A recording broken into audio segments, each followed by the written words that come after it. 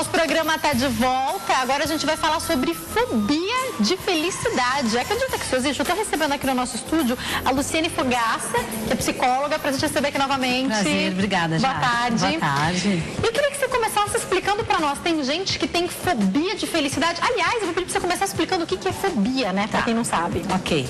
Fobia é um medo irracional de objetos, coisas ou até pessoas que não causam nenhum risco a ela. É um medo totalmente irracional, não se sabe de onde ele surgiu, a pessoa normalmente não tem essa consciência e ele não causa menor risco para a pessoa, mas ela tem medo. E eu já vi pessoas com fobia de algumas coisas específicas, como barata. Por exemplo, qual é a mulher que gosta de uma barata? Ninguém, nenhuma. Só que a pessoa que tem a fobia, a mão sua, eu já vi umas coisas impressionantes. É irracional. Você fala, gente, essa pessoa está exagerando, está dando show. Não é isso, não, é fobia, né? Exato, exatamente. Não tem explicação. Você fala, mas não vai te fazer mal nenhum, tá ali do outro lado. A pessoa tem esse negócio. É irracional. E tem gente que tem fobia de felicidade, hein? Fobia de felicidade. Nós, Jaque, mais do que a gente imagina, a gente tem uma dificuldade de conviver com os momentos felizes. A gente, com frequência, durante esse período que a gente está vivendo uma situação boa, vem aquele medo. Nossa, tá muito bom para ser verdade. Deixa eu me cuidar. Acabei de comprar um carro novo. Ai, tem que tomar cuidado porque eu posso bater esse carro. Ou estou tendo um encontro amoroso. Nossa, será que vai dar certo? É muito perfeito esse cara. Deve ter alguma coisa errada, né? É a nossa cara falar essas coisas. Exatamente. Né? Então, no nosso cotidiano, viver esses momentos de felicidade, às vezes não é tão fácil.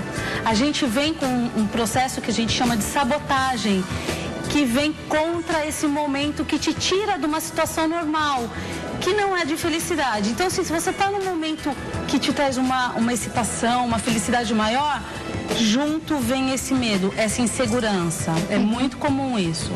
Isso pode ter a ver com a vida, as coisas que aconteceram na vida da pessoa, ou todo mundo tem um pouco desse auto-boicote, desse problema com a felicidade? De um modo geral, todos nós temos. E a gente tem um processo dentro da gente que é autodestrutivo. Quando a gente estuda psicologia, a gente vê o que Freud fala de um processo de vida e de morte que a gente tem de caminhar por eles. E esse caminho da morte, da destrutividade é muito comum. Então a gente costuma se voltar muito por as questões do nosso nascimento. Então ele tem a ver com a vida intrauterina e extrauterina. Uau! É de lá que vem esse medo, o trauma do nascimento. É nesse momento em que a gente inconscientemente fica com alguns medos no dia a dia, depois na vida adulta.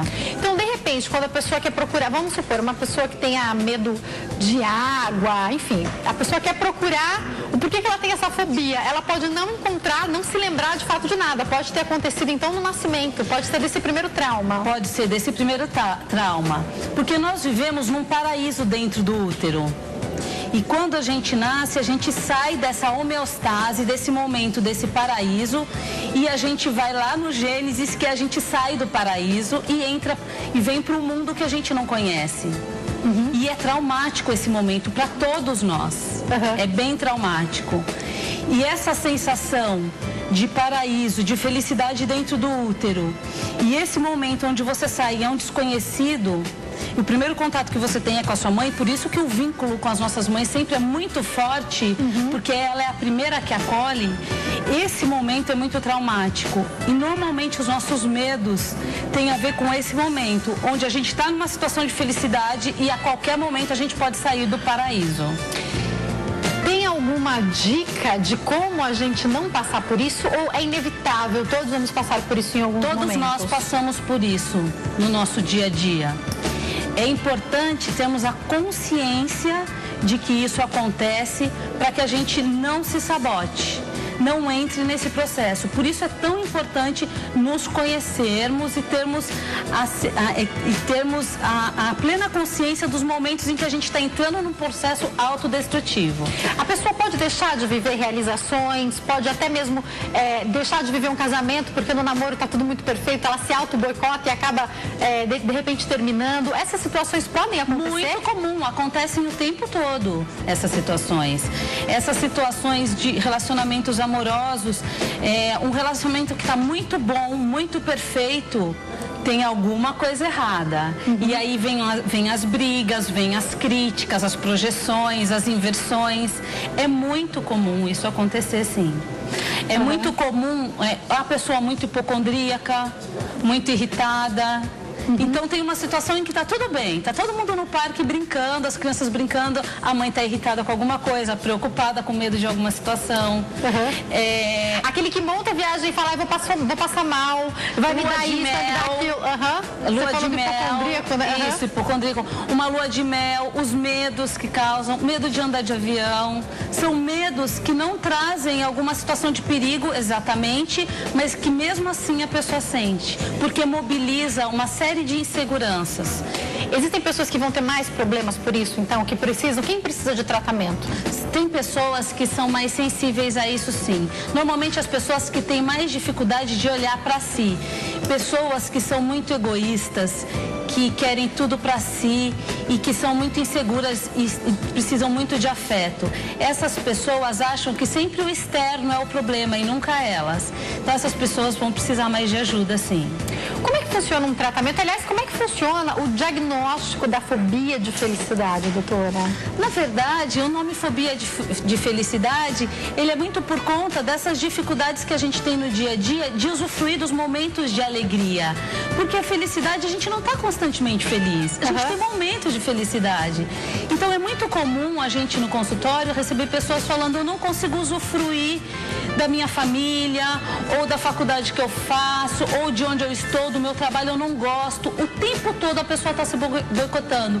Essas pessoas são pessoas que precisam olhar para dentro de si, porque a autodestrutividade não está no externo. O problema não é o trabalho, o problema não é o outro, a questão é interna. O trauma é interno, é consigo mesmo. Mas é muito comum as pessoas acharem que o problema é externo, é com alguém ou com algum objeto.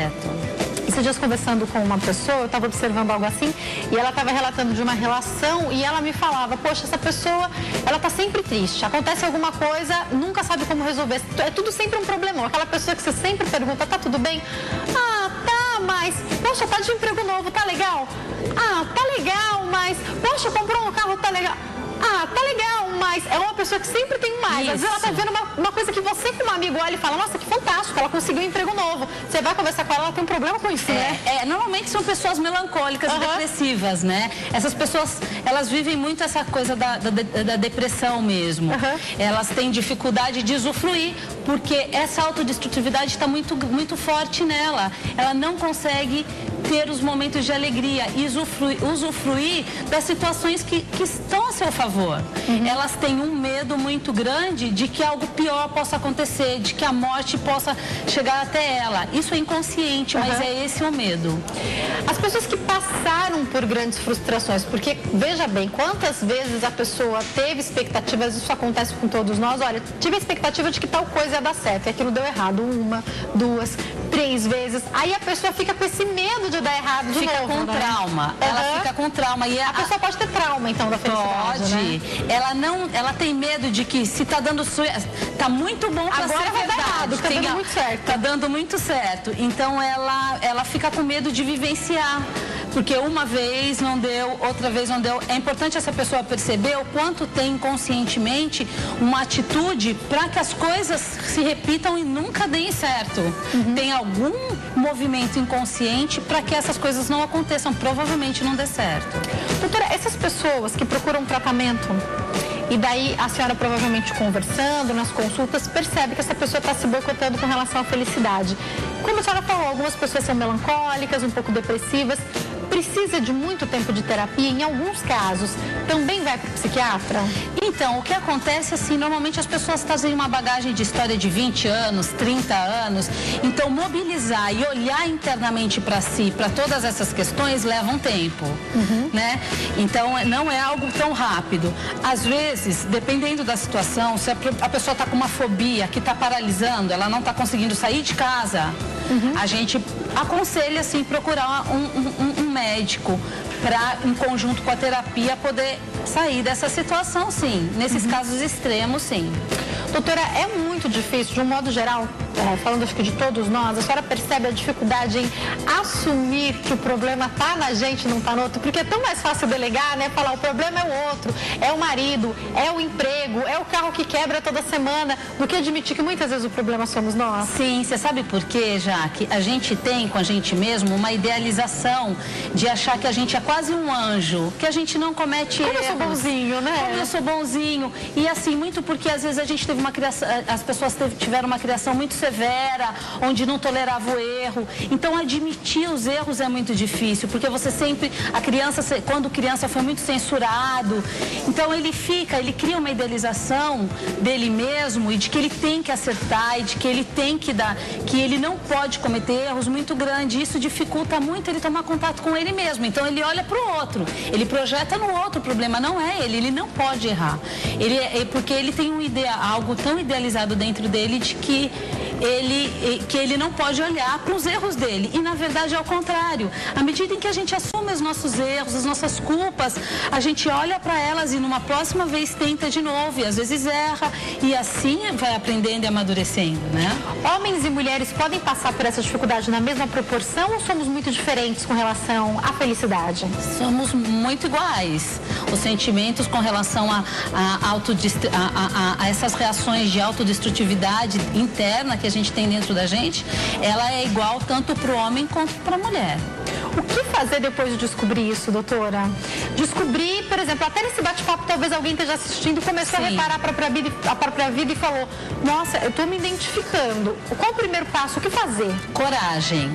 É importante ter coragem para enfrentar o medo, porque não é fácil enfrentar o medo. Então você precisa ter coragem para poder tomar um passo de olhar para esse medo e enfrentá-lo. Provavelmente você vai precisar de uma ajuda, de uma orientação, de alguém da sua confiança, de um profissional. Esse é um segundo passo, né? A questão da coragem é algo que fica difícil porque a pessoa vai procrastinando. Ela vai deixando para depois e para depois.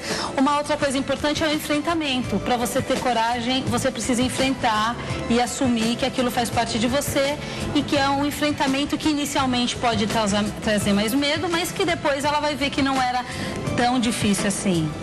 Quase todo mundo precisa de terapia para conseguir passar por esses problemas? Olha, via de regra, sim. Nós precisamos olhar para dentro da gente, sim.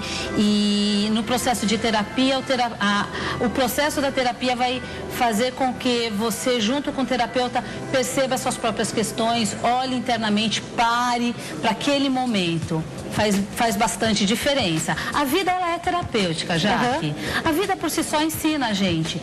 Só que num processo de terapia, junto com o terapeuta, ele vai ajudar a iluminar o caminho. Então você evita tantos tropeços. Essa é a diferença. Tá falando, me faz pensar. É muito fácil, quando você está passando por um problema, consultar a melhor amiga que vai te falar, não, você tinha razão, você estava certo, porque ela não quer te magoar, você já está num momento difícil. Um terapeuta, ele é imparcial, ele não quer agradar ninguém, ele quer simplesmente tratar, te ajudar a cuidar, né? É uma pessoa de fora podendo te auxiliar a ver o que tá errado, né? Esses dias eu conversava com uma pessoa no consultório que dizia que ela nunca quis procurar um terapeuta, sabendo que sempre precisou muito e de que ela já estava na terceira ou quarta vez junto ali conversando comigo e do quanto ela se sentia aliviada e que bom que ela enfrentou e teve coragem de ir e de superar esse medo. Basta dar o primeiro passo. Muitas vezes o medo já está aí em procurar ajuda, né, do terapeuta. Ser mais humilde, né? Eu acho que esse é um passo importante, Jaque. Temos humildade para olhar para nós mesmos, para os nossos erros, sem tanta prepotência, tanta censura. Chega uma hora que a gente consegue parar de se boicotar ou a gente tem que estar sempre prestando atenção nisso? É bem importante sempre prestar atenção nisso. Quanto mais a gente se conhece internamente, mais a gente fica atento a esse processo autodestrutivo, que faz parte do ser humano. Então é importante você se conhecer. E conhece-te a ti mesmo, né? É importante você se conhecer. E para esse processo, a análise favorece, a análise ajuda. Doutora, muito obrigada, viu? Foi um prazer recebê-la aqui. Quem quiser entrar em contato, tem o telefone 0 operadora 119 8131 9113. Pode encontrá-la também no Facebook, Luciene Fogaça, no Face, Luciene Fogaca, sem o cedilha, tá? Muito obrigada, doutora. Obrigada, Jaque. Foi um prazer. O prazer foi todo meu.